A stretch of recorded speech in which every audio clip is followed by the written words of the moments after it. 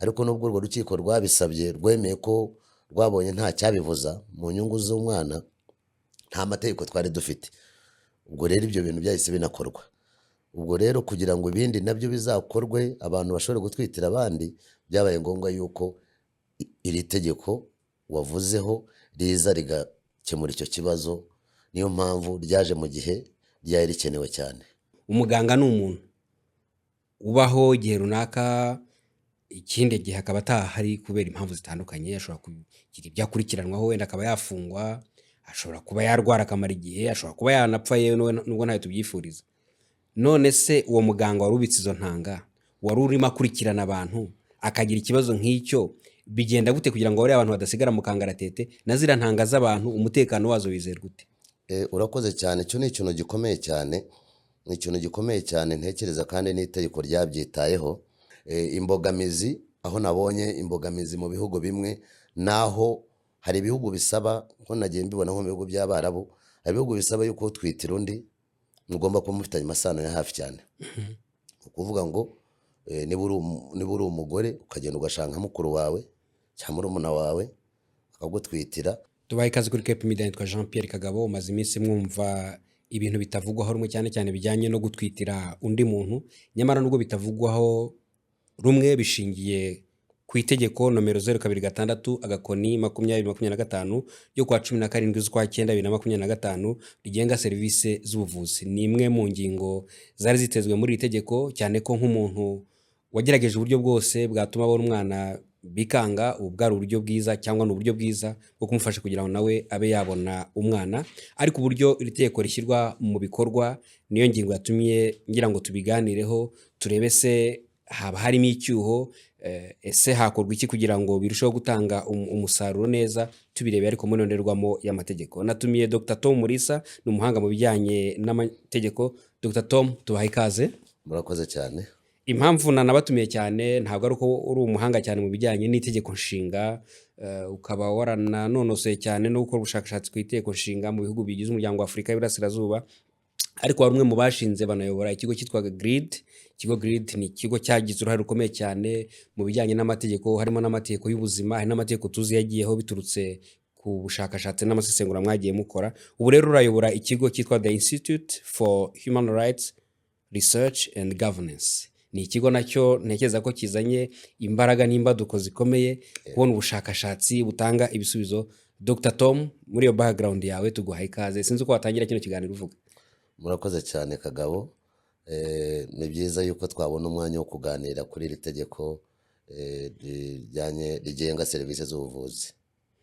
Nibyo, iki kintu kijyanye no gutwitira undi muntu ntabwo ari ikintu tubona mu bihugu byose. Niyo habonye itegeko usanga uko riri muri kiriya gihugu atari ko rimeze mu kindi. Wenda nkamwe mu nonosoro ry'amategeko muzi impamvu bitera. Mbere y'uko iri tegeko rijyaho, need cyangwa se ryari rikenewe ku rwego rungana iki? Ikibazo cyari gihari ni ikihe ku buryo uvuga ngo kurishyiraho byari bije ari igisubizo? Urakoze cyane. Iri tegeko ryaje rikenewe cyane. Mbere hari itegeko rigenga abaganga, akazi k'ubuganga, nuko n'inshingano z'abaganga. Hakaba hari n'itegeko ryagengaga ubuzima bw'imyororokere, santé reproductive. Rero biba ngombwa yuko haza itegeko rimwe. Ayo mategeko yombi yagiraga ingingo zigongana. Hakaba nka rimwe rivuga yuko umwana kuri serivisi z'ubuzima bw'imyororokere ashobora kwifatira icyemezo. Hakaba irindi rivuga yuko umuganga yagombye kubaza ababyeyi cyangwa abamuhagarariye. Mbese haba ngombwa yuko hagomba kuboneka itegeko rimwe rihuza ayo mategeko yombi, ku buryo rikuraho ibyuho byari bihari. Ikindi, twari tumaze kugira urubanza. Hari urubanza rw'abantu bifuje ko hagira ubatwitira, hanyuma bajya kubisaba mu rukiko rw'ibanze rwa Kicukiro. Icyo gihe ruvuga yuko amategeko adahari, barajurira mu rukiko rwisumbuye. Urukiko rwisumbuye rusanga bitabujijwe. Rwemerera yuko uwo muntu yatwitira bariya bantu. Ariko nubwo urwo rukiko rwabisabye rwemeye ko rwabonye nta cyabivuza mu nyungu z'umwana, nta mategeko twari dufite. ubwo rero ibyo bintu byahise binakorwa. Ubwo rero kugira ngo ibindi nabyo bizakorwe abantu bashobore gutwitira abandi, byabaye ngombwa yuko iri tegeko wavuzeho riza rigakemura icyo kibazo, niyo mpamvu ryaje mu gihe ryari rikenewe cyane. Dr Tom, iri tegeko tuvuga ryaratowe, twavuga ko ari rya tariki 17 z'ukwa 9 2025, ariko nyuma yaho ribaye itegeko rigatangira gushyirwa mu bikorwa, nagira ngo turebe tufatiye ku bijyanye n'itegeko nshinga n'amategeko muri rusange, uyu munsi nta bintu bituma byarushaho kugorana kugira ngo rishyirwe mu bikorwa urebye uko rimeze, ingingo zirigize. Urakoze cyane.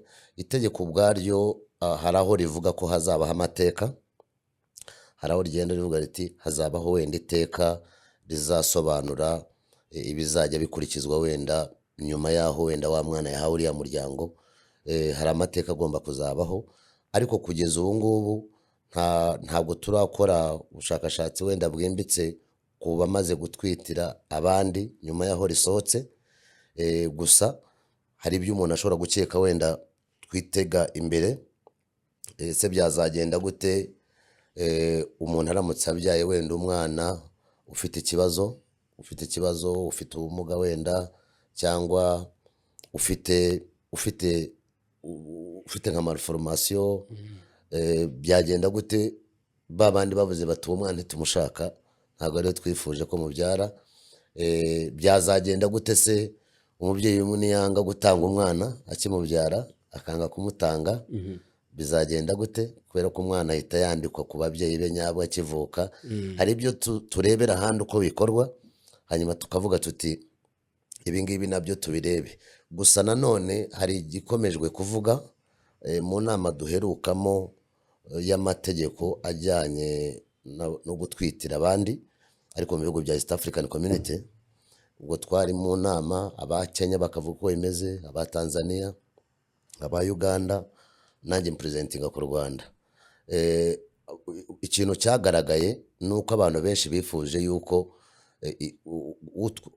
abifuza gutwitirwa bitajya biba ngombwa yuko abo bantu baba barasezeranye, kubera ko hari umuntu waba atarasezeranye, adafite umugabo wenda adateganya no gushaka, nawe akifuza wenda yuko haba hari umutwitiro. Kuko itegeko ryacu rivuga yuko abasaba ko batwitirwa bagomba kuba barasezeranye mu mategeko, ariko nk'utifuza gusezerana cyangwa ntiyifuze gushaka ariko akifuza umwana, uwo ntitwaba twaramuzitiye. Wenda we atifuza gusezerana ngo ashake, twaba twaramuzitiye wenda ariko akeneye uwo mwana. Ibyo ni ibintu wenda mu gihe kizaza abantu bazareba.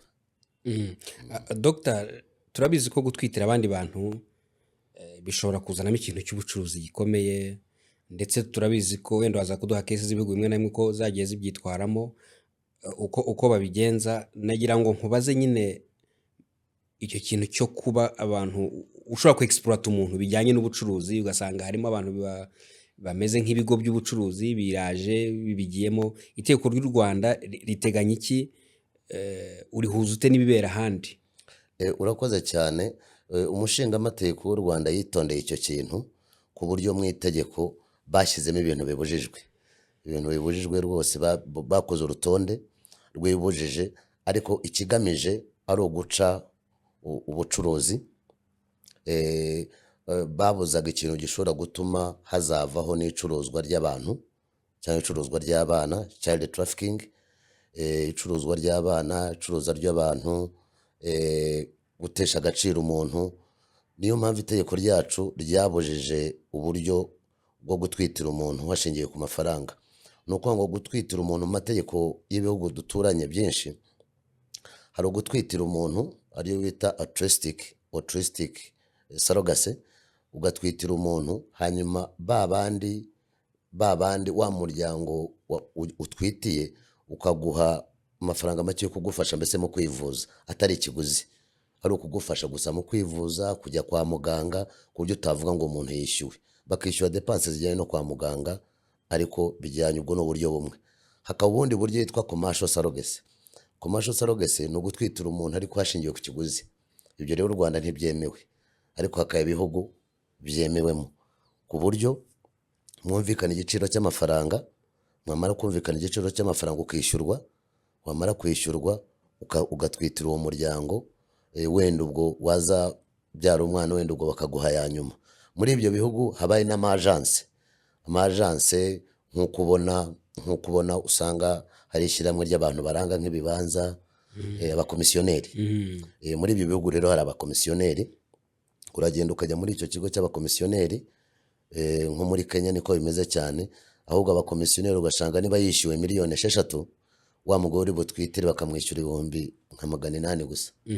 Kubera ko nk'urubanza ruri muri Kenya vuba aha ngaha nuko ikigo cy'abakomisiyoneri cyishyuwe miliyoni 4 z'amashiringi yo muri Kenya.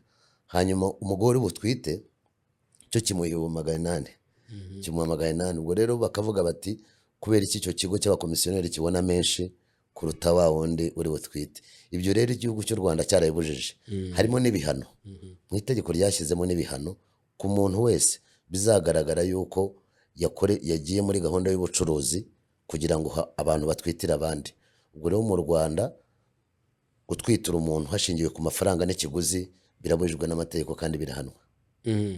None nkakubaza nk'umunyamategeko wanakunze gukurikirana n'ibibazo bijyanye n'ubuzima, uyu munsi n'ikigo mwashinze cy'ubushakashatsi bijyanye n'uburenganzira bwa muntu n'imiyoborere, yenda aho muzarushaho kwaguka, urabona ibyo bintu bishoboka? Byashoboka gute ko ibyo bintu byakorwa hatajemo ikiguzi cy'amafaranga, ukurikije imibereho abantu bazi n'ukuri k'ubuzima tutabeshye? Urakoze cyane. Ho biragoye ariko bigomba gukorwa kubera ko niko itegeko ribiteganya, kubera ko nko kubona gutwitira byonyine uramwishakira. Niko itegeko rivuga? Itegeko rivuga yuko ni mwebwe mugena mukishakira uri bubatwitire, mukajyana nawe kwa noteri n'ubundi mukajyana no kwa muganga. Ariko ubwo rero urumva kugira ngo umuntu yicare abone uri umutwitire, aho ngaho niyo mpamvu bizajya bikurura abantu mu bucuruzi, kubera ko hashobora kuzajyamo uwo mukomisiyoneri hagati uhiga abantu bashaka gutwitira abandi. Ubwo urumva nawe akagira ikiguzi ari buhabwe kugira ngo aguhuze nabo. Ibyo ni ariko amategeko arabibuza, niyo mpamvu ugomba kubyitondera. Hanyuma haboneke n'uvuga ati ntabwo byemewe, ariko kubera ko ari gihe uzaba utwite njya kwa muganga uramuhaye amafaranga runaka kugira ngo ibyo mbikore. Amategeko arabibuza, niyo mpamvu keretse ba bantu nibavayo bakabyivugira bakavuga ati yansabye ko mutwitira abanza kunyishyura, bakabyivugira. Naho ubundi baramutse batabivuze bizagorana kumenya abakomisiyoneri bajya kuidentifia abashaka gutwitira abandi. Akenshi ubushakashatsi bugaragaza yuko abashaka gutwitira abandi bari n'abantu bari muri position faible y'ubukene. Akenshi biragoye kubona umuntu wishoboye bize gute kugira ngo ahaguruka ajye gutwitira undi. Ntibibujije yuko atatwitira undi, ariko ubushakashatsi mu bihugu byinshi nuko abajya gutwitira abandi abantu bari muri condition y'ubukene. Bivuze ngo bakeneye n'amafaranga y'ubukene, bivuze yuko inyuma yabwo haba hari n'amafaranga baba bari bukenere gusa, atari ukubona impuhwe zo kuvuga ngo ashaka gutwitira umuntu gusa. Kubera ko nta hantu turimo tubona henshi, ni hake tubona kaza umuntu wishoboye umeze neza uhaguruka akajya gutwitira abandi. Ubwo rero ukibaza impamvu mu badamu benshi bemera gutwitira abandi ari ba bantu bari muri position y'ubukene, ukumva ko icyo kintu cyashobora kuzajya gikurura ibijyanye n'ikiguzi. None se umushinga amategeko kuki ufite ubushobozi bwo kubyishyura? Hari abakire tuzi bafite amafaranga ahandi barakira akishyura, ariko hakajyamo na provision ivuga ko yenda utishoboye ashobora kwiyambaza yenda nk'umuntu wamugirira impuhwe n'iki. Ntitekereza ko umushinga amategeko aho ngaho yafashe uruhande rumwe akirengagiza urundi? Ntabwo yafashe uruhande, kubera ko icyari gikenewe kwari ugukuraho icyitwa ikiguzi. Ni ukuvuga niyo mpamvu bavuga ngo abantu bariyumvikanira ubwabo.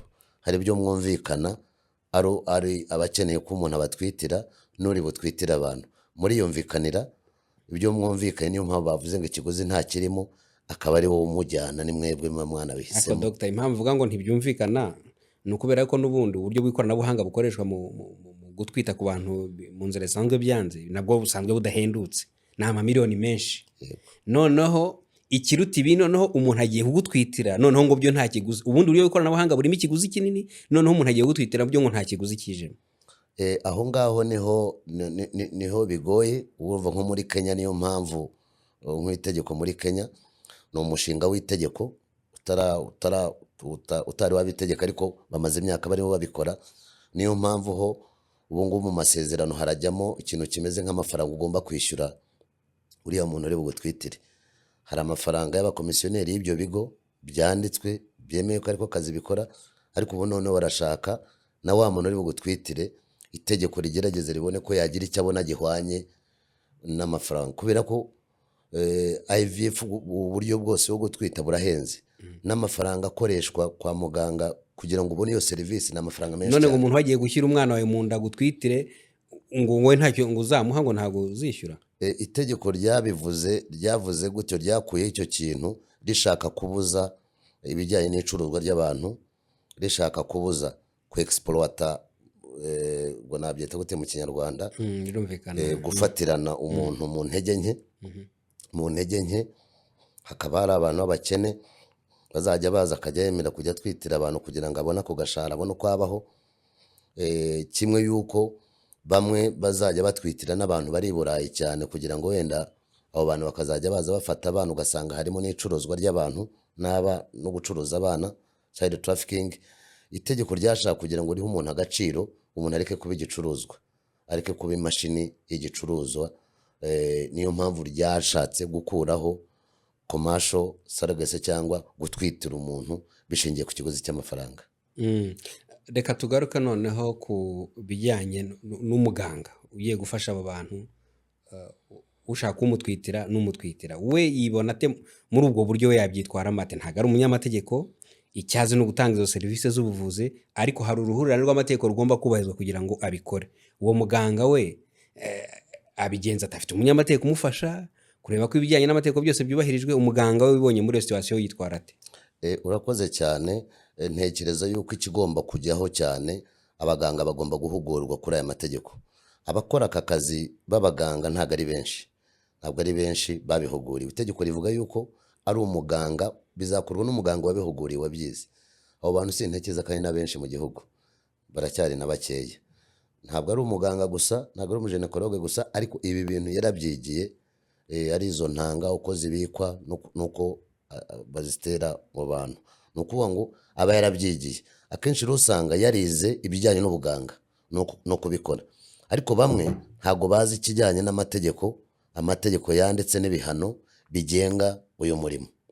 Bikaba ari byiza jewe nagira n'inama nk'amakilinike cyangwa ibitaro bikora aka kazi, byakabaye byiza ko nabyo byaba bigira abanyamategeko muri serivisi zabo. Bagombye kubagira inama, bakongera bakareba n'aya masezerano yavuye kwa noteri, uvanyeho n'abaganga ubwabo n'abanoteri bacu b'abanyamategeko, aba yarize amategeko. Ariko ntabwo ntekereza ko mu Rwanda twari twagira abantu b'amanoteri cyangwa abanyamategeko bize medical law, ni ukuvuga amategeko ajyanye n'ubuvuzi. Nabo bagombye kubona ayo mahugurwa abanoteri, kubera ko abamenyereye gukora amakontara y'abagura n'abagurisha, amenyereye gukora amakontara y'amasambu n'ibindi byose. Ariko kontara nk'izi ziba zirimo iki, zigira izihe ngaruka? Ayo ni amahugurwa nayo wenda n'urugaga rwatekereza guteganyiriza abanoteri n'abandi banyamategeko, kugira ngo nabo bagire nosiyo y'amategeko agenga ubuvuzi, kubera ko ni ibintu umuntu agomba kwiga ku ruhande nanone medical law kugira ngo abisobanukirwe.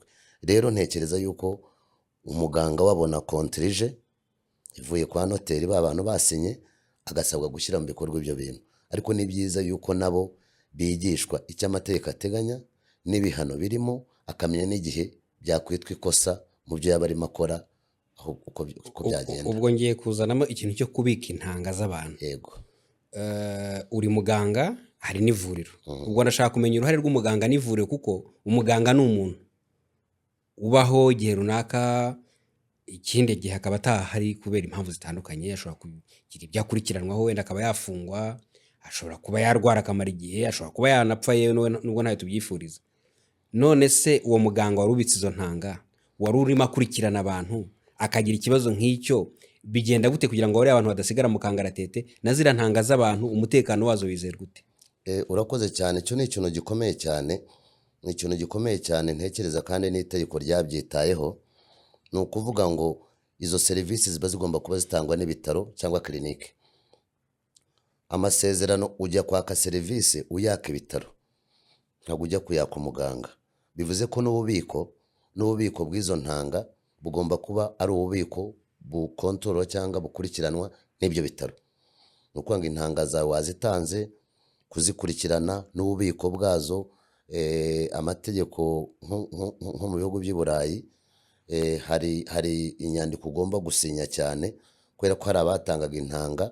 Itegeko ribuza yuko umuganga yavanga intanga, mbese gufata nk'intanga z'umuntu n'undi akavanga intanga ashaka kudetermina wenda igitsina cy'uzavuka cyangwa kuzikora ubundi bushakashatsi. Kuzivanga ntagomba gutamparinga nazo, ntagomba kuzikoramo umwimerere wazo nk'uko bazimuhaye. Amategeko yacu nayo arabibuza ibyo atagomba gukora kuri izo ntanga mu gihe bazimuhaye. Gusa byumvikane, niba wagiye muri serivisi runaka ku bitaro, ukajya CHK cyangwa ukajya hehe, ugiye kwaka serivisi ku bitaro, ntabwo ugiye kuyaka ku muntu. Ariko abo baganga bakora ibyo nibo baba bazwi cyane kurusha n'ibitaro byabo. Bibaho cyane yuko umuganga amenyekana kurusha ibitaro, ariko serivisi naho wivuriza, itegeko riri very clear, ni ibintu urimo uhabwa n'ibitaro. Ibitaro bizabika ibyo bintu, bizanabazwa n'izo ntanga ibyo bitaro. Umukiriya yabwirwa n'iki? Kuko umukiriya wagenda agiye kureba muganga, ni Dr Tom, ni Dr runaka, ibyo by'ibitaro n'ababiyobora ntabwo aba bazi. Ntabwo aba bazi. Niyo mpamvu rero n'abantu abantu bashaka izo serivisi bagombye kumenya icyo amategeko ateganya. Bagombye kumenya icyo amategeko ateganya. Byaba na ngombwa ari kwa noteri cyangwa ubafasha mu mategeko, yagombye kubagira izo nama zose bakazimenya, bakamenya n'uburenganzira bwabo kuri izo ntanga zabitswe. Ariko byumvikane neza, wenda ibyo ni ibintu tuzafasha kugira ngo abaturage banabimenye yuko serivisi agiye kwaka arayihabwa n'ibitaro, nubwo hariyo muganga runaka uzwi cyane muri izo serivisi. Ni serivisi ziba zitangwa n'ibitaro cyangwa kirinike, ntabwo ari serivisi ya wa muganga kanaka ku giti cye. Nanone ibi byo gutwitira undi muntu, hari ibintu byinshi bishobora kuzamo. Hari ibibazo bijyanye n'ubwenegihugu. Tuvuga umuntu aturutse mu gihugu runaka aje mu kindi, wenda avuye muri Amerika aje hano mu Rwanda, ashaka umuntu wo mu Rwanda amutwitira. Uwo mwana uzavuka azaba afite ubwenegihugu ubuhe? Hari n'abagira amoko, kumva ashaka kwandika nk'ubwoko bw'umwana wavutse. Ubwo uwo mwana kugira ngo umenye ngo ibintu bijyanye nk'ibyo byo bikurikiranwa bite mu itegeko? Urakoze cyane. Iri tegeko rihari ntabwo ryigeze rijya gusubiza ibiteganyijwe n'andi mategeko, kubera ko dufite itegeko ry'umuryango rihari, naryo rifitemo ingingo ivuga yuko mu uburyo bwo kuvuka hari ukubyara umwana, hari no kubyarwa n'undi. Iyo ngingo ivuga muri iryo tegeko ry'umuryango. Iryo ni itegeko ry'umuryango rirahari. Hakaba rero tukagira n'itegeko rigenga ubwenegihugu rirahari ku ruhande, rivuga uko ubwenegihugu bw'igihugu buboneka, kugira ngo ube umunyarwanda cyangwa kugira ngo uzabe umunyarwanda. Iryo ni itegeko rigenga nationality, ubwenegihugu, riri ku ruhande. Hari itegeko ry'umuryango, hari itegeko rirengera abana, itegeko rirengera umwana, hakaba n'itegeko ry'ubwenegihugu. Ni ukuvuga ngo ku bijyanye no kubyara abandi, hari iri tegeko ribiteganya, ariko ukarisoma n'ayandi mategeko. Itegeko rigenga ubwenegihugu, itegeko ry'umuryango, n'itegeko rirengera abana, itegeko rirengera umwana. Ubwo rero ku bwenegihugu dufite izo ngero. Mbese ni nk'uko n'ubundi umunyarwanda ubu kano kanya abyaranye wenda n'umutaliyani, umunyarwandakazi cyangwa umunyarwanda w'umugabo akabyarana n'umutaliyani, umwana akavukira no mu Rwanda, itegeko ryaba rigena iki ku bwenegihugu. Ibyo bintu rero mu bihugu byinshi izo manza zikunze kuboneka, cyane cyane aho abantu batwitira abantu bari hanze, ugasanga nta nubwo azi abo bantu kenshi. Ariko twe itegeko ryacu hano gisa nk'ibyabujije ibyo bintu.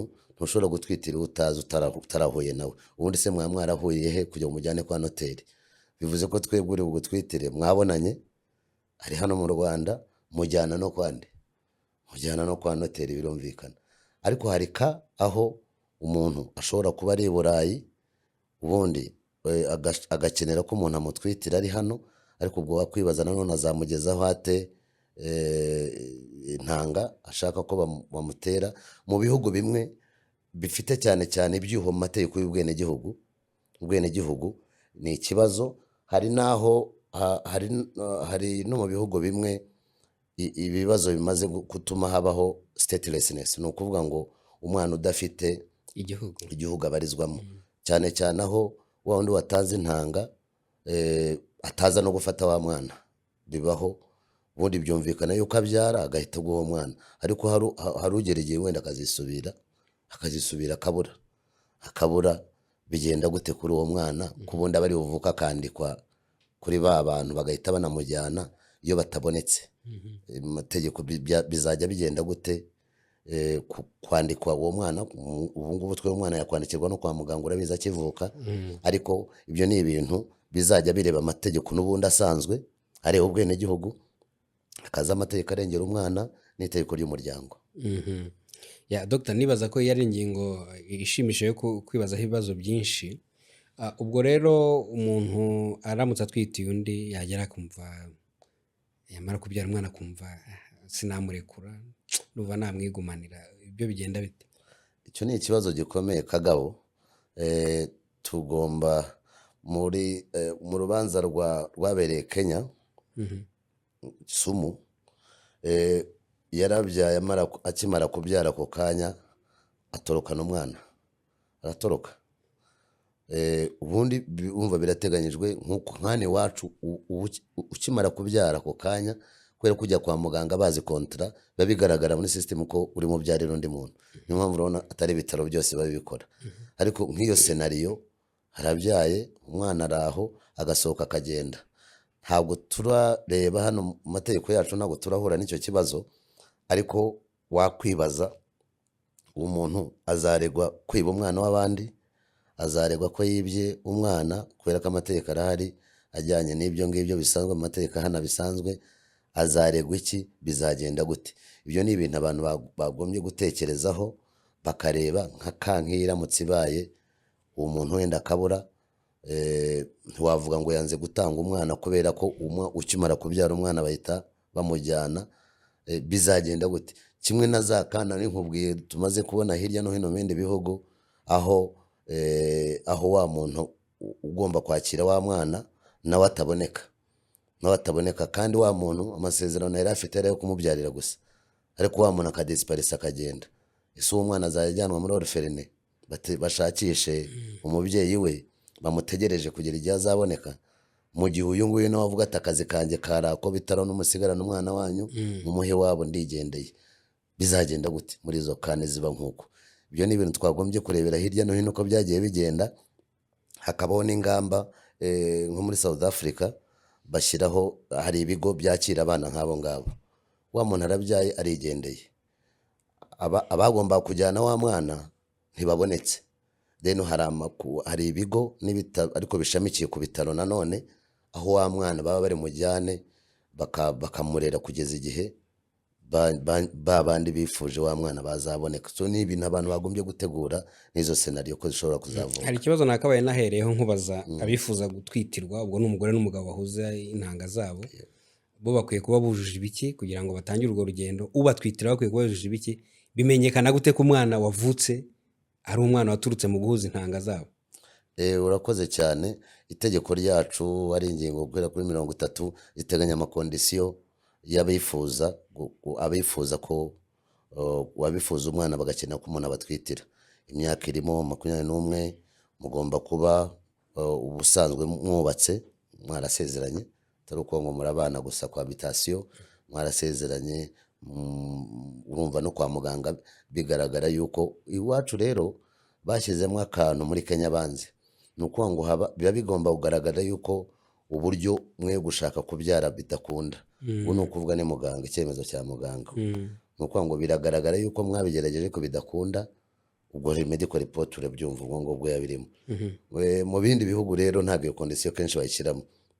Ushobora kuba mufite ubushobozi bwo kubyara, ariko mukumva mwebwe mutitegura wenda gutwita, makavuga ati wenda mbazwe 3 cyangwa cesarienne bushize yagenze nabi simbishaka. N'abantu babita abasirimu rwose, bamwe batonsa bashaka kudashaka na bamwe batonsa nk'uko twari tubivuze. Ariko twebwe urumva hagemo iyo condition yuko ugomba kugaragaza ko izindi nzira hagomba zanze. kuboneka yuko izo nzira zindi zitabonetse, ubwo urumva bashaka gukuraho bya bindi bindi. Ubwo rero na wa wundi uri butwitire imyaka irimo kujya kuri 40, 41, 40, imyaka nayo irimo kuri wa wundi nawe. Kandi hakaboneka n'ibyemezo bya muganga bigaragaza yuko yigeze kubyaraho, ubwo wakwibaza utarabyaraho n'umunsi n'umwe ariko ari muzima niba nawe yakwemera gutwitira, ariko ubwo itegeko riravuga yuko nibura wagombye kuba warigeze kubyara. Ubwo urumva ni ukugira ngo bakureho ikintu cyo kuvuga ngo nta kibazo ufite mu kujyanye n'uko utabyara, ni ukuvuga ngo n'ibyemezo bya muganga bihari bigaragaza ko ufite ubushobozi bwo kuba wabyara. Itegeko rero rutondora kondisiyo kuri butwitire abantu na kondisiyo ku bantu bari butanga intanga. Ubwo rero nashaka kubaza ngo babwirwa n'iki ko uwo mwana koko yavuye mu ntanga zabo, kuko nubwo batanga intanga bashobora kwibeshya bakabaha izitari zo, bigenda gute? Mu bindi bihugu ubona ndimo ndeba nko muri Kenya wenda, ni uko akenshi iyo wa mwana avutse mu bindi bihugu haba hariho na ripoti ya DNA ikunze kuba ihari kugira ngo barebe koko ko wa mwana ari uwa babandi, umwana yavuka hakaba gutesitinga DNA. Imbogamizi aho nabonye imbogamizi mu bihugu bimwe, naho hari ibihugu bisaba, nko nagiye mbibona nko mu bihugu by'Abarabu, hari ibihugu bisaba yuko utwitira undi mugomba kuba mufitanye amasano ya hafi cyane. Ukuvuga ngo niba uri umugore ukagenda ugashaka nka mukuru wawe cyangwa murumuna wawe akagutwitira, akenshi aho ngaho uko byagenda kose ari babandi batanze intanga ntoriya, ni ukuvuga ngo DNA biriho bigaragaze ko umwana ari uwanyu. Ariko ubundi byiza ni uko wa mwana aravuka, yamara kuvuka hakabaho gupimisha uwo mwana. Rero wakwibaza nyuma wa mwana bamupimye nyuma bagasanga nta DNA afite kuri babandi batanze intanga, bizajya bigenda gute? Bariya bazahita bavuga ati mwana musubirane, inshingano za wundi wari utwite zari izihe, inshingano z'ibitaro aho ngaho hazajya havuka ikibazo cyane cyane ku bitaro, ku bashobora kugenda bakaba barahinduye izo ntanga bakaziha undi, gutya muri ubwo buryo icyo gihe n'ibitaro byakwitegura yuko abazaba gukurikiranwa nyuma. Ukurikije uburemere bw'ikintu cyo gutwitira undi, ubundi mu by'ukuri umuntu wari waragerageje inzira zose bikanga, nabivuze dutangira kino kiganiro, akabona umuntu wamutwitira ntawe utabimwifuriza kugira ngo nawe agire umwana, ariko se urebye complexity irimo ibintu byinshi bishobora kubamo, uratekereza iki kuba haba hariho urwego rushinzwe gukurikirana izo nzira zose kugira ngo ibi bintu bitange ibisubizo aho kugira ngo bizamure impaka n'ibibazo bitari byitezwe? Urakoze cyane. Ikibazo baje ni ikibazo cy'ingenzi, kubera ko ibihugu byiyangaje mu kwemera ubwo buryo bageraga nyuma hagati bagahura n'ibyo bibazo byose n'ibindi wenda tutaramenya bishobora kuvuka hagati aho ngaho. So ibihugu bimwe narebye nka South Africa, muri serivisi z'ubuvuzi bashyizemo nka department, nka unit ibigomba gukurikirana nk'izo ngizo za surrogacy cyangwa nk'uko ubona dufite department ya HIV, ya malaria, bashyiraho iyo ka specific. Icyo kigo kikaba gikorana na Minisiteri y'umuryango, ariko kibarizwa mu buvuzi n'ubundi, hanyuma kigakurikirana ibyo bintu umunsi ku wundi, kigakurikirana amahugurwa ku bantu bahuriye kuri icyo kintu. Amahugurwa ubwo n'ubwo abanyamategeko nabo bagomba guhugurwa, abaganga bagomba guhugurwa. Ni ukuvuga ngo iyo serivisi zimaze kugera kuri benshi, umva hano turacyafite abantu bake, ugasanga biri no mu mujyi hafi wa Kigali gusa aho serivisi ziri, ariko iyo ari igikorwa kimaze gufungura kikajya hose mu ntara n'ibindi, muri serivisi z'ubuvuzi nk'uko bisanzwe harimo serivisi wenda ya pediatri, serivisi wenda za malaria n'ibindi byose, ni serivisi yagombye kujyaho byihariye kugira ngo izafashe ibyo bibazo bishobora kuvuka, ari mu bwenegihugu, ari abana batabonye ababajyana, ni serivisi ubundi.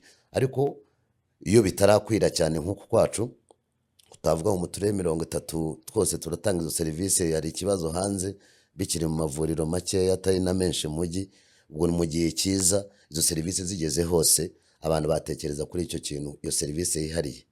Mu gihe itegeko ritaramara umwaka, kugeza ubu umaze kumva urugero rumwe, kesi imwe yaho umuganga yakurikiranywe, ntabwo njya mu birego n'imiterere y'urwo rubanza kuko ruracyari mu rukiko, ariko umuntu ashobora kwibaza akavuga tese nk'iyo kesi ibyo tumaze kuyimenyaho, bikwiye gutuma dutekereza gute ku bijyanye n'ishyirwa mu bikorwa ry'iri tegeko rikiri rishya?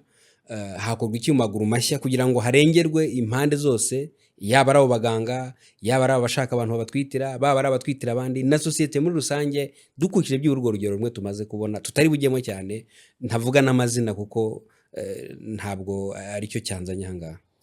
Urakoze, wenda uravuze uti dushingiye kuri iyi kesi iherutse twese natwe tubona mu by'amakuru, ariko ikiri mu rukiko wenda tutazi neza ikibazo ngo gishingiye kuki cyangwa arakurikiranwe ibihe.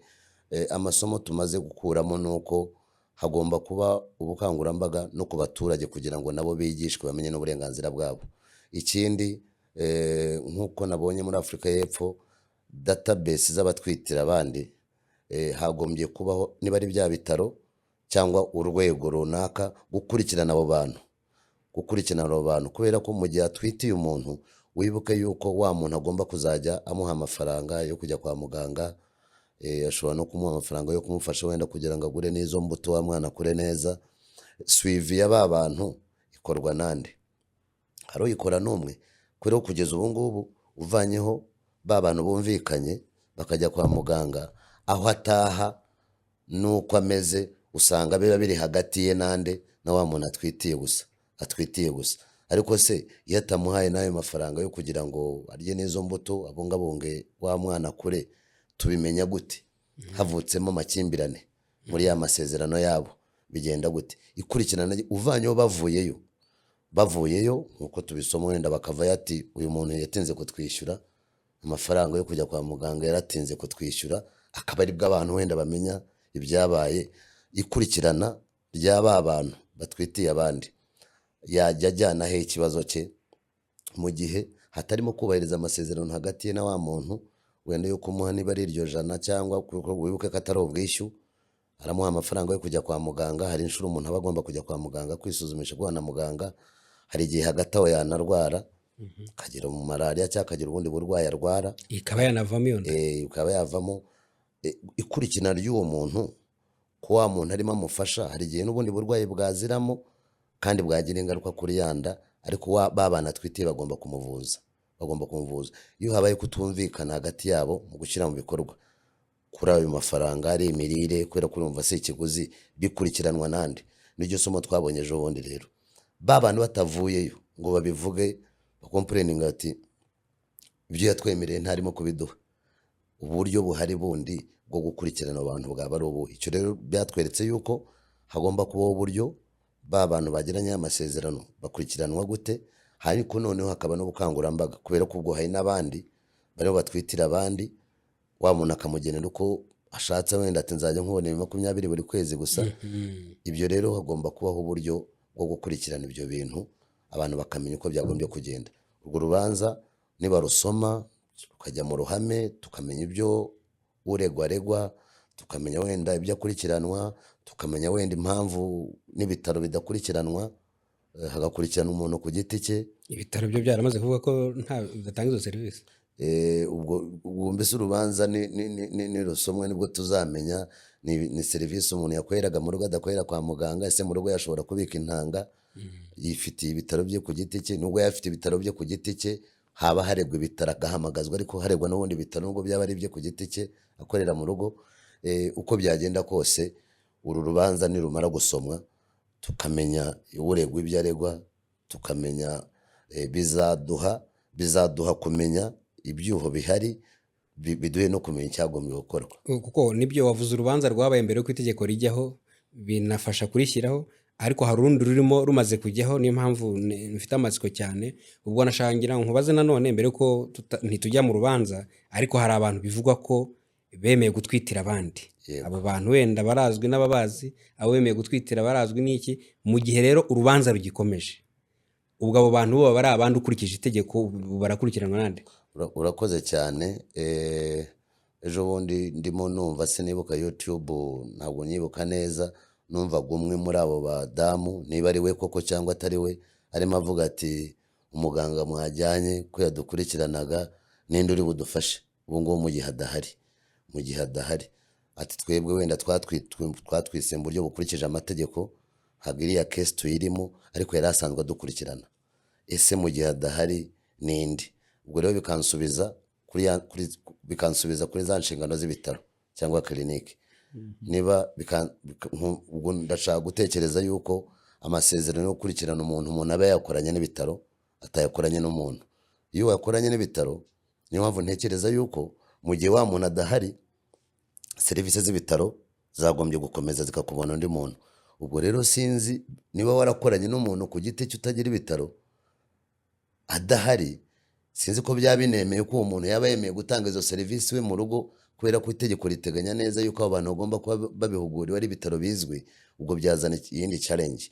Akariyo mpamvu nakubwiraga nko mu bihugu bimwe nk'uko nabonye South Africa n'ahandi, nk'izo ngizo cyane cyane urumva n'ibitaro, ariko zo zijera no mu gihe wa muntu waguhaga amafaranga wari utwitiye, iyo bitabye Imana, bakitaba Imana, babandi wari utwitiye bagomba kuguha amafaranga yo kujya kwa muganga, bakitaba Imana bakaba batakiriho, bigenda gute kuri wa muntu usigaye inyuma?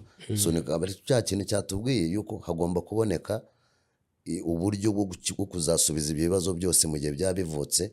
Ariko kuri icyo kibazo wari umbwiye, ndatekereza yuko niba ngiye muri kirinike igisi ikampa wa muganga, iyo kirinike yemewe gukora iyo serivisi, kubera ko itegeko rivuga ko zirabyemerewe, zifite n'ababihuguriwe. Niba kanaka adahari, nagiye mu bitaro kanaka, wenda niko tugira wa muco wo kuvuga ngo ngiye mu bitaro ariko ngiye gushakamo kanaka ari imbere. Ariko mu gihe wa muntu adahari, ntekereza ko inshingano yaba igiye kuri bya bitaro n'ubundi gukomeza ka kazi. Dr Tom, nabwo wabyivugiye ko abantu bafite ubwo bumenyi ntabwo ari benshi, kandi ubumenyi bukenewe cyane.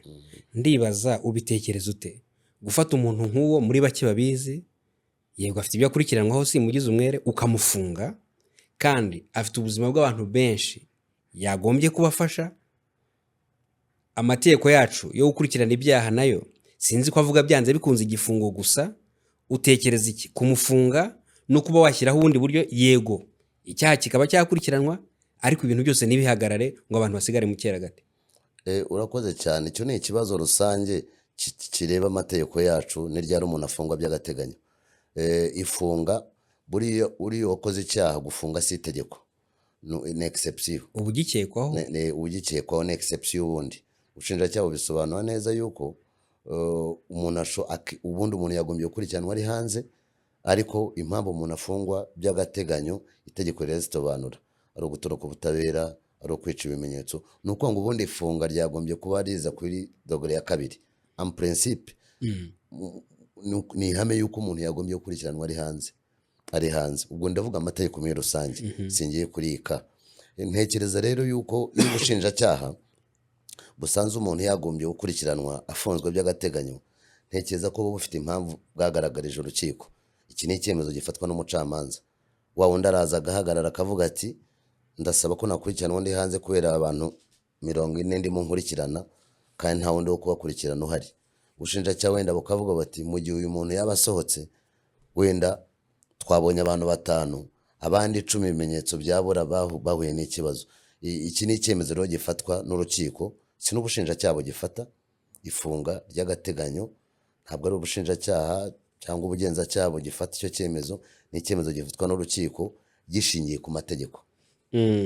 Twavuze mu byo twanavuze ko n'itegeko rinajyaho hatekerejwe no ku burenganzira bw'umwana, ariko reka nibande nko ku bintu bike gusa bishoboka.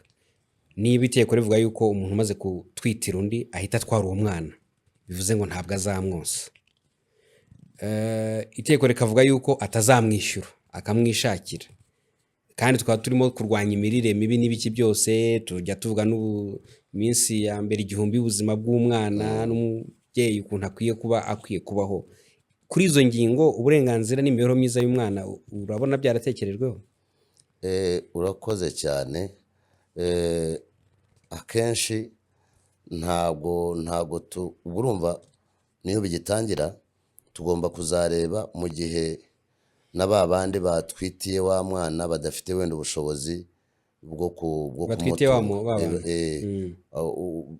batanze intanga, umuntu arabyaye abahaye umwana, ariko nubwo abahaye umwana wenda baragiye gushobora kumugurira amata cyangwa uburyo buhari bwose bushoboka bwo kumufasha ntibukunze, bigenda gute? Ibyo ntabwo byaba binyuranye n'umuryango w'Abanyarwanda wundi usanzwe ufite abana ariko udashobora guha umwana utazonka udashobora guha ibikenewe byose.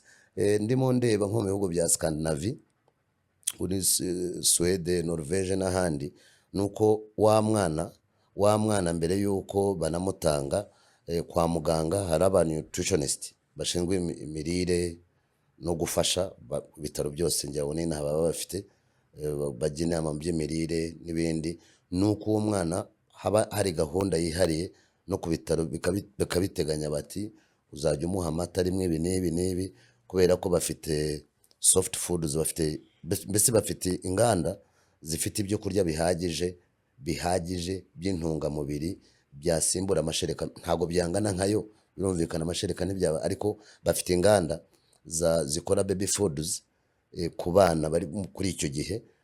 Izo nganda zirahari hanze cyane kandi biranahenze ibyo kurya by'intungamubiri ku bana bangana gutyo.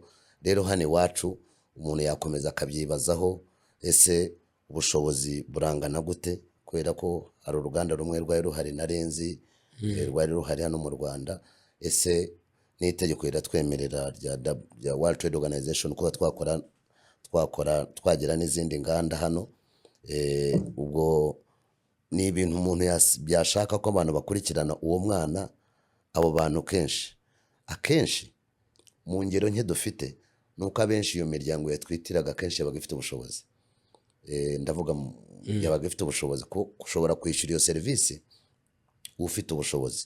Rero akenshi ntabwo twikangaga ba bantu bafite ubushobozi, kubera ko yabaga ari mu muryango wifite, ukumva yuko n'ubundi wa mwana. Hano niba itego rivuga ko nta kiguzi, nubwo n'abadafite ubushobozi bwinshi yego, ariko ubwo nanjye nibyo ngiye kuvuga, udafite ubushobozi bwinshi kubera ko nta kiguzi, abantu bakamutwitira bakamuha wa mwana, azamukurikirana gute? N'abo dusanzwe tuzi igwingira n'imirire ko ari ikibazo, noneho wa mwana ibyo kurya by'intungamubiri bya wa mwana ko binahenze, bizagenda gute? Ibyo ni ibintu. Ariko nanone hari icyo tugomba kwibaza, itegeko rigiye rishyizeho uburyo bwatuma abakire aribo babona iyo serivisi, abantu b'amikoro make bo ntitwaba tubashyize ku ruhande. Kandi iyo urebye itegeko nshinga ry'u Rwanda n'andi mategeko, harimo no kurengera abo bantu badafite imbaraga nyinshi no kubaha amahirwe nabo ku byiza by'igihugu. Urakoze cyane. Ntabwo itegeko ryigeze rivuga ngo iyi serivisi izajya ihabwa abafite amikoro gusa, bivuze ko n'udafite amikoro arayemerewe. Ubwo ni mu gihe nyine dutekereza ko yaba afite n'amafaranga yo kwishyura icyo kiguzi, iyo serivisi kwa muganga. Kubera ko sindamenya neza niba iri ku bwishingizi bwacu, sinzi neza ko yaba yakagiyeho. Abantu bagomba kuba bafite uburyo bishyura, sindabikurikirana ngo ndebe ko iriho. Ariko ni ikibazo baje ni cyiza, kubera ko baby foods cyangwa ibyo kurya bihabwa umwana wo mu giturage aronka, nubwo aba adafite ibyo kurya bihagije, ariko warabonye aronka nko ku myaka 2 cyangwa 6 y'ingenzi ya mbere n'imyaka 2 akonka neza, nubwo iwabo baba badafite ubushobozi, kubera ko ya mashereka bafite intungamubiri zose. Icyo kibazo ubajije, haramutse habonetse wa muntu udafite ayo mikoro, adashoboye kubona byo kurya, guha uwo mwana intervention, serivisi sociale zakaba zimufasha. Izo serivisi sociale zacu i Burayi n'ahandi ziba zikomeye cyane, zirahari zikurikirana abo bana, bakabasura bakareba n'ibyo babaha. Nk'uko ubu ngubu ubona hari serivisi zo gufasha imirire abana mu miryango, y'amagi babaha, ibiki babana bose uko ubibona. Ese kuri abo bana ni ibintu bisaba yuko nabyo tubitekerezaho tukareba bizagenda gute. Dr. Tom, twavuze turebye from legal perspective, ariko ndimo natekereza ko bijyanye no medical perspective, bijyanye n'ubuzima, ibijyanye no psychological, imitekerereze. Ubwo ndashaka kubikwazaho gatoya, nubwo atari yo domaine yawe cyane, ariko wabivugaho. Iyo urebye itegeko uko rimeze, turebeye mu rwego rw'ubuzima, bw'ubuvuzi muri rusange, ariko tukarebera n'imitekerereze. Nk'umuntu watwitiye umuntu bagahita bamutwaraho umwana akagenda ntiyongere kumubona, ukuntu aramutse agize ikibazo cy'imitekerereze, aramutse agize ibibazo by'ubuzima bishingiye kuri icyo kintu yagiyemo, afashwa ate? Urakoze cyane. Ngiye kwifashisha ahandi uko bigenda, natwe bizaza. Natwe itegeko riteganya yuko wa muntu utwitiye undi, babandi atwitiye baba bagomba kumurihira serivisi z'ubuvuzi zijyanye no gutwita. Bivuze iki? Bivuze ko hari counseling, hari counseling mbere yo gutwitira umuntu, hari counseling mu gihe utwite, hakaba na post counseling nyuma umaze kubyara. Ubwo nakenera gusubira inyuma hano nkareba abamaze kubyarira abandi niba iyo serivisi barayibonye. Mbere y'uko atwita hari counseling akorerwa, ubujyanama akorerwa, bati bizagenda gute, bakanamuteguza nuko byagenda mu nzira, biramutse bigenze gute nuko hari ubujyanama abona mbere. Hanyuma no mu gihe atwite nacyo akabona ubwo bujyanama. Yawe na mpamvu bavuze ko wigeze kubyara ari we wabikora bikora. Yego akabona ubwo bujyanama kwa muganga, bakamugira inama mu gihe atwite, akanabyitegura ko umwana azamutanga. Kubera ko hari uwavuze ati iyi nda yarangoye cyane, irampangayikisha, impindura n'ubuzima, iranyica. Kwa wundi bavuga ati ndamuguye nabi, ati uyu mwana sindi bumutange kubera ibyambayeho. Ubundi baza nyine niba harimo n'ubwishingizi mu gihe yaguteza ibibazo bikomeye harimo no gupfa. Itegeko riteganya yuko iyo sharije iri kuri ba bandi watwitiye, ni ku itegeko rivuga. Bivuze ko ngo ibi byose uzakenera ari ubufasha mu mutwe, ubufasha sosiyali, ubufasha kwa muganga, byose bifite bihuriye no gutwita kwawe, abo watwitiye bagomba kubyishyura. Bagomba kubyishyura. Aho niho tuzakenera kureba mu gihe batabikoze bizajya bigenda gute. Ese ushobora kuvuga uti mwanze kumfasha muri ibi, iyo ni impamvu yo gusesa amasezerano. Umwe iyo tubahirije icyo bumvikanye. Wayasesa deja se waramaze gutwita? Ubwo nibyo nari ndimo mvuga, kuyasesa bivuze yuko wenda ukavuga uti umwana ntawe nzabaha. Ntawe nzabaha, mwanze kubahiriza ibi. None se utamubahaye ubwo yaba ari uwande, kuko ni intanga z'abantu babiri bahujwe. Wowe icyo wabaye, ubundi mu ndimi z'amahanga babita mama porteuse. Yego. Harya mu cyongereza sinzi ko babita mama porteuse. Yego, mu gifaransa nibyo ndabyumva. Ubwo rero niyo mpamvu nari ndimo nkubwira nti izo ka dukeneye kuzareba uko byagenda nyuma. Ntabwo turasubira inyuma, wenda biri mu kazi. Institute yacu irashaka kongera ikora ubundi bushakashatsi bwimbitse ku bamaze gutwita. Turashaka gukora ku bamaze gutwitira abandi, abamaze kubyara, na situation y'abo bana nyuma yo kubatanga n'ibirimo kuba. Ntekereza ko mu mpera z'uyu mwaka bizajya kugera hari imibare ifatika kuri institute yacu ya research twaba tumaze gukora. Turashaka gukora n'abandi bo muri Kenya, hanyuma hakaba ikintu kimeze nka etude comparée. Kenya imeze gute, Uganda imeze gute, ku banyamategeko bareba ibijyanye no gutwitira abandi. Hanyuma tukagira icyegeranyo mu karere kivuga ngo hano uko bimeze, hano uko bimeze. Mu mpera z'uyu mwaka tuzaba dufite abo bana baragiye, situation imeze gute kubo byabayeho, tuvugana nabo. Ubwo twavuga imibereho y'abantu iri psychological, ariko nabo bana nabo imibereho yabo nayo ni ikindi. Imibereho yabo ni ikindi, ariko ubwo twahita tubarebera muri rusange n'abandi bana bose. N'undi muryango wose wabyaye, wenda ahangaha harimo akantu yuko yatwitiwe ahandi akazana mu muryango, ariko ntabwo umuntu yabireba nka kayizore, nka kasi yose igize. Umuntu yareba abana bose bato bari mu miryango, barimo bakura, bakurikiranwa bate muri rusange, babitabwaho gate, ku buryo wenda mwihariko urimo nuko hari abantu batwitiye abandi bakabazanira umwana, ariko inzego zigezeho zakubwira ziti turarebera abo bana, tubareba kimwe n'abandi bana bose mu muryango, tukabakurikirana kimwe. Dr. Tom, turagera ku musozo w'ikiganiro. Twarebye ku itegeko rigenga serivisi z'ubuvuzi, ni itegeko rikiri rishya ritaramara umwaka mu by'ukuri mu gihe dukora ikiganiro, ariko harimo ingingo zikomeye zivuga ibijyanye no gutwitira undi muntu.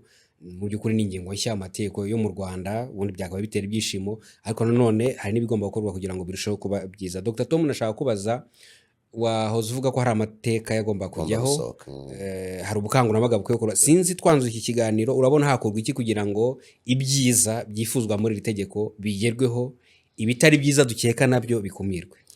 Urakoze cyane. Itegeko ryose rigira ingaruka nziza cyangwa mbi muri application mu ishyirwa mu bikorwa iyo abantu barimenye. Ni ukuvuga ngo iyo mu bushakashatsi iyo dushaka kwevaluwa cyangwa gusuzuma itegeko, bavuga ko itegeko ry'ingingo z'izungura birakora neza cyangwa birakora nabi, ibyo biba ariko abantu iryo tegeko babanje kurimenya. Ni ukuvuga ngo icy'ingenzi gihari ni uko abantu bagombye kubanza bakamenya itegeko rivuga iki. Tugize umubare mwinshi w'abanyarwanda cyangwa abantu batuye muri uru Rwanda atari n'abanyarwanda bamenye bikubiye mu itegeko, ari mu buryo busanzwe bw'imenyekanisha ry'amategeko, ari societe civile n'inzego zibishinzwe, rikamenyekana, ibyo ngibyo byazaduha umusaruro mwinshi. Ikindi cya kabiri ni uko abaganga bagombye guhugurwa. Ka zose imanza amaze kubona muri Afurika tumaze kugira, nuko izo manza nyinshi ibitaro biba biregwa, ibitaro biba birimo biregwa ku buryo nabyo ubona haba ari ugukurikirana kuri ibyo bitaro. Ka zindi nabonye nanone muri sadeki nuko harimo abanyamategeko baregwa nabo, abanyamategeko baregwa. Ubundi ni kontra iba ifite uko iteganya. Itegeko ryacu riravuga ngo abo bantu bagomba kuja bizanye. Hari amakabine ugira gutyo ugasanga none yatangiye gushakisha, agiye muri komisiyo akakubwira niba mukeneye muzaze hano dufite uzababyarira, kategori y'amasezerano hagati yabo na wa muntu n'ibindi. Bivuze ko n'abanyamategeko bagombye kuba maso, nk'izi ngizi ntizabura kugira umunoteri nawe ziri bujyane amaherezo no mu masezerano kugira ngo baba bakoze. Ubwo ari wa munoteri n'umunyamategeko ari abantu bo kwa muganga bakora izo serivisi bagomba guhugurwa ku itegeko icyo rivuga. Icyo ni ikintu cy'ingenzi. Hanyuma ikindi, amateka yose arimo avuga uko bizajya bigenda wa mwana ageze muri wa muryango, avuga uko bigenda mu gihe abantu batumvikanye, ayo ngayo akaba yasohoka.